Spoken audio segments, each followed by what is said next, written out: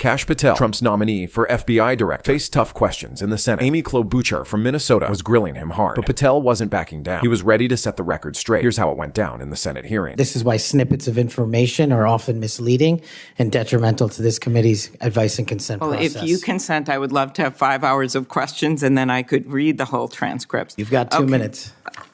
Wow.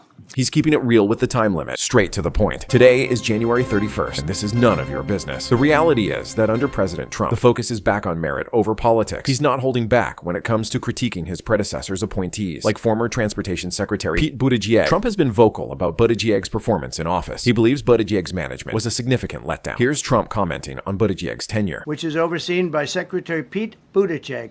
A real winner. That guy's a real winner. Do you know how badly everything's run since he's run this Department of Transportation? He's a disaster. He was a disaster as a mayor. He ran his city into the ground, and he's a disaster now. He's just got a good line of bullshit. Okay, again, Trump is clear about where he stands on this. He's calling for accountability in government roles. So Chicago has a serious problem with illegal immigrants committing crimes. Tom Homan, the border czar, went to Chicago to enforce the law. He quickly found a convicted criminal offender living illegally in the city since 2009. This shows how local leaders have failed to keep their communities safe. When asked why he couldn't do the same, Mayor Brandon Johnson gave a surprising response. Here's what he said about it. Tom Homan showed up in Chicago and within 24 hours found a convicted sex offender who has been living in our city since 2009.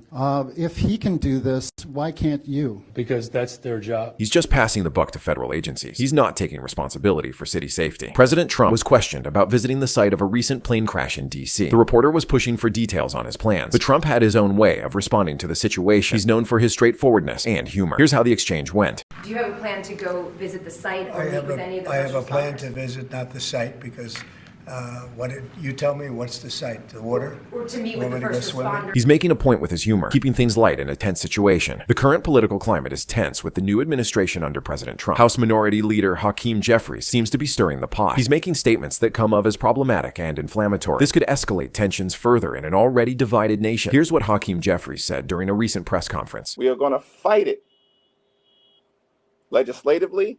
We are going to fight it in the courts.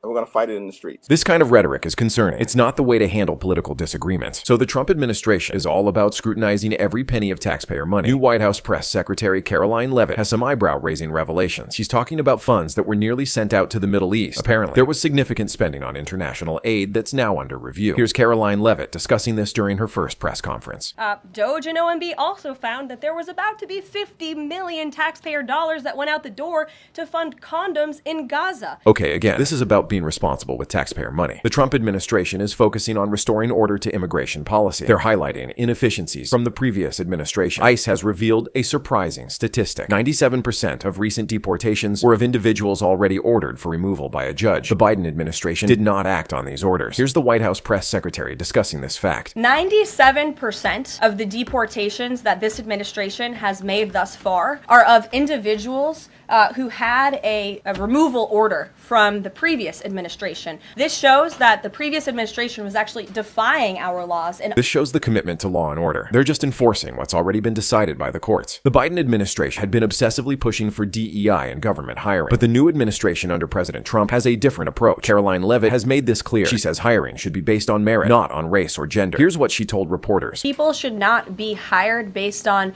their disabilities, based on their skin color, their gender, their race. None of that matters. What matters to this president and this administration is how well you can do your job, and the American people agree with that sentiment. Exactly. It's about competence over everything else. The focus is on skills and merit, which is what the American people want.